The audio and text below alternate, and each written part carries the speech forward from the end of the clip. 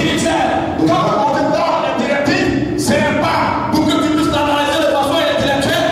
Quand on donne un ordre spirituel, on doit exécuter. Amen. Je n'ai rien contre l'intellectuel. Je le respecte. Quand je vais dans son bureau, il va dans son domaine de service, je respecte son travail. Mais quand on quitte de son service et qu'on vient dans le spirituel, ah mon frère, là, il n'y a pas de demi-mesure. Vous devez être sous les ordres, vous devez suivre les directives qu'on vous donne pour ne pas qu'on ait des problèmes avec l'esprit que nous adorons. Est-ce que c'est clair? Est-ce que vous comprenez ce matin la pensée du Saint-Esprit? Est-ce que ça peut aller? On ne mélange pas les deux. Alléluia. Quand nous prenons l'histoire des premiers chrétiens, à Antioche,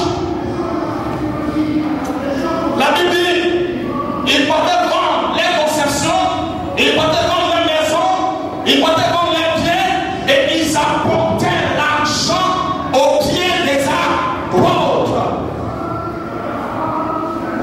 Est-ce que vous comprenez? Est-ce qu'ils étaient bêtes ou ils étaient fous? Est-ce qu'ils n'avaient pas la sévère? Est-ce que ceux-là aussi ne savent pas aussi que l'argent est important? Est-ce que ceux-là ils n'ont pas de besoins?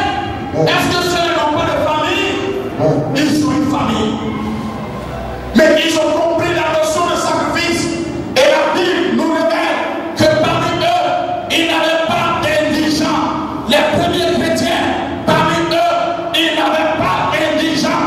Tout le monde avait le minimum pour pouvoir vivre. Parce que le sacrifice de ces premiers chrétiens est monté jusqu'à Dieu. Et les grâces de Dieu sont descendues. Et dans l'église, il n'y avait pas de misérables.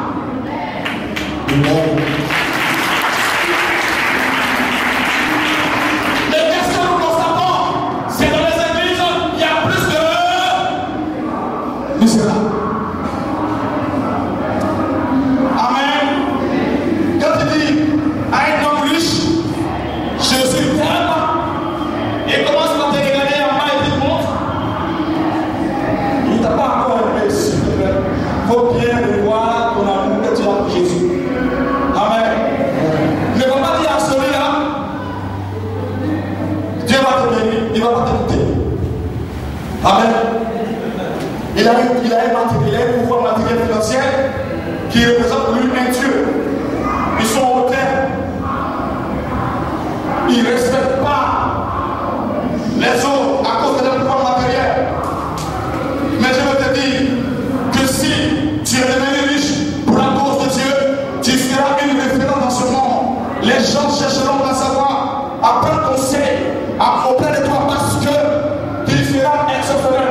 Même quand tu prononces une phrase, les gens ont envie d'écouter parce que la grâce de Dieu abonde sur ta vie. Arrête de limiter la main de Dieu. Arrête de limiter la main de Dieu par ton raisonnement humain, par ton raisonnement intellectuel. Dieu dit, tu dois être un bâtisseur. Et quand vous êtes au service de Dieu, le pouvoir de la sorcellerie ne peut jamais vous atteindre. Le maraboutage ne peut jamais vous atteindre. Les démons ne peuvent jamais vous atteindre. Les envoûtements ne pourront jamais vous atteindre. Et tout ce qui est malédiction sera dégagé sur vos chemins. Parce que Dieu est chargé de vous protéger. Ça, quand vous ne faites cette prière, cela est fait d'avance. Parce que vous apportez un soulagement au Seigneur. Alléluia. J'ai dit Alléluia. J'ai dit gloire à Dieu. Est-ce que vous me suivez? Je viens pour te dire ce matin que Dieu a de la considération pour ta personne. C'est parce qu'il prend c'est pour cela qu'il prend le soin de te parler. Alléluia. Dieu a de la considération pour ta personne. C'est pour cela qu'il prend le soin de te parler.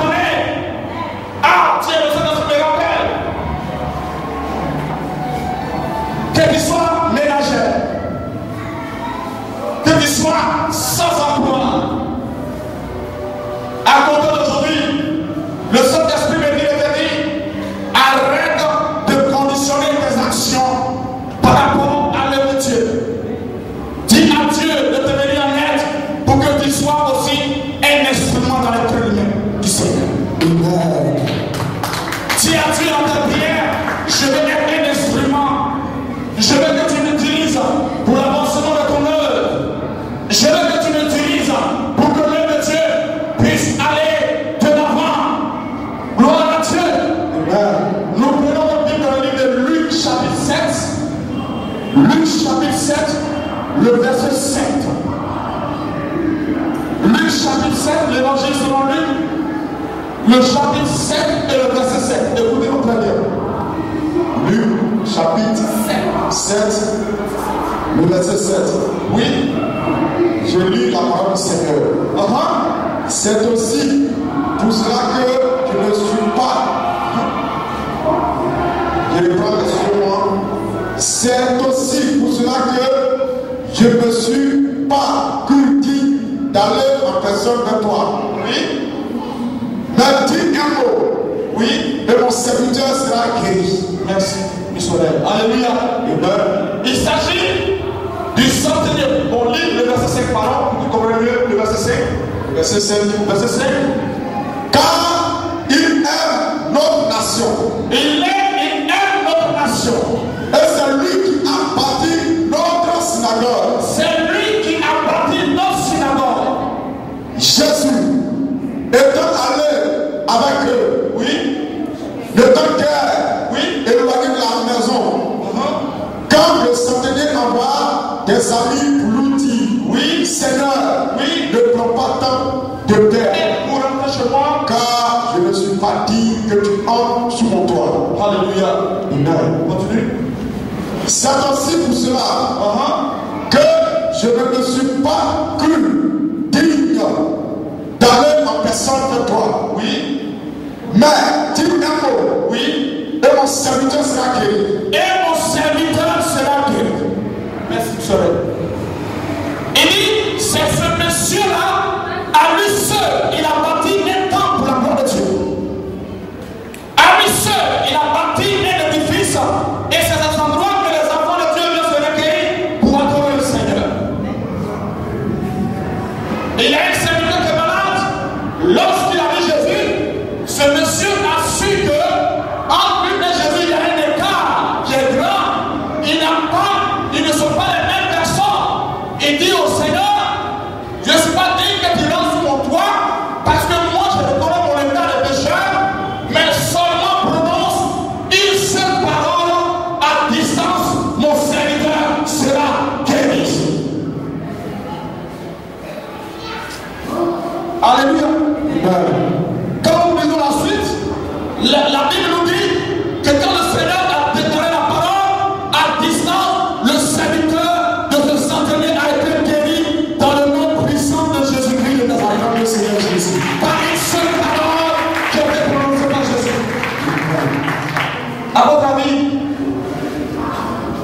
qu'est-ce qui s'est passé?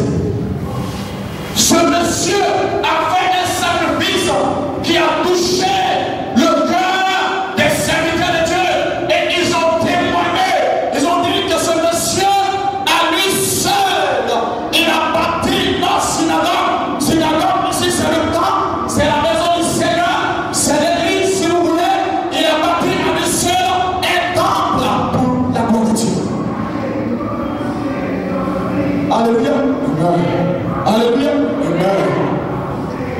On peut trouver ce genre de personnes en Côte d'Ivoire. Alléluia. On peut trouver ce genre de personnes.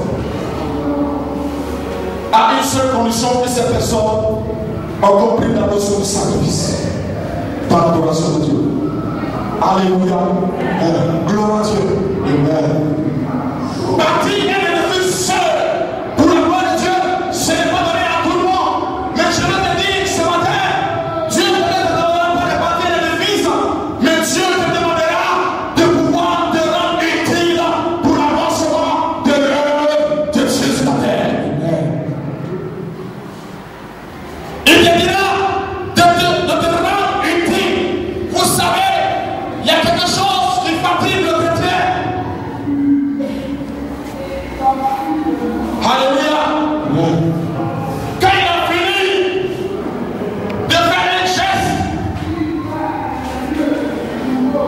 Pour certains, c'est pas tout le monde, parce que souvent, il ne faut pas généraliser.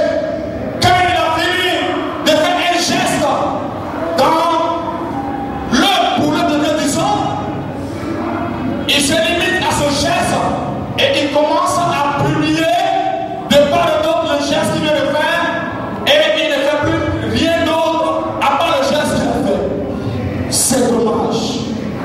Et c'est triste de constater cela parce que nous ne sommes pas encore arrivés. C'est maintenant que ça commence. C'est maintenant que nous devons avancer. C'est maintenant que nous devons donner plus de preuves. Ce qui a été fait est derrière nous. L'histoire parlera de nos actions, mais nous devons continuer à poursuivre le travail que le Seigneur nous confie jusqu'à ce qu'un jour il vienne nous chercher sur la terre. Ce que tu as fait hier, ça va rester dans l'histoire, mais tu ne dois pas te lasser, te laisser ce que tu as fait et de publier de part et d'autre. Cela n'est pas aussi mauvais, mais quand tu vas dans l'autre sens, tu mets obstacle à la bénédiction de Dieu dans ton égard. Tu mets obstacle. Alléluia. Ne soyez pas de ce genre de chrétien. Après avoir fait un geste, il va informer toute la presse nationale. Alléluia. Voire même international. Ça ne sert à rien de pouvoir agir ici. Si tu as compris la notion de sacrifice, Dieu te demande de travailler dans le secret. Il t'apportera une récompense dans le secret. Laisse Dieu rendre témoin de toi, mais il ne faudrait pas que toi-même tu rendes témoin de toi-même. Ça n'a pas de valeur à l'esprit. Il vient dire, ouais, le micro que nous allons faire là, c'est bon. C'est toi comment? Alléluia. Ou bien si vous voyez que le missionnaire, dans ces 2 jours, fait malin, il y a une bête qui porte là. C'est pas, c'est parti chez acheter ça. Si tu ne sais pas, il est fort, mon frère. Tu gagnes quoi en faisant ça? Les honneurs, ou tu cherches quoi? Un nom? Tu cherches des honneurs? Mais je te le dis, ça ne sert à rien d'agir ainsi, parce que tu paies déjà ta révolution, tu as déjà ta récompense, parce que Dieu ne prendra pas acte de ce genre de comportement. Vous savez, je vais finir avec ce sermon, le comportement dans cette histoire de bâtisseur. Alléluia. Amen. Le comportement, ça compte. Amen. Amen. Oh, cette église, sans nous, ça ne peut pas exister. Depuis quand ça? Parce que quand tu raisonnes comme ça, tu annules les grâces de Dieu qui sont vraiment destinées à la personne. Oh, sans nous, si elle n'arrive pas à faire ceci, cela. Mais non, ce que tu obtiens, ce que tu reçois, qui te donne, c'est pas Dieu qui te donne. En manifestant ta reconnaissance, tu as besoin de prendre un honneur ou une gloire. Dieu voit dans le secret ce que tu fais dans le secret. Arrête de pouvoir annuler les grâces de l'esprit par ton comportement. Le comportement aujourd'hui de certains fait qu'il y a des blocages dans la vie qui ne comprennent pas le comportement. Le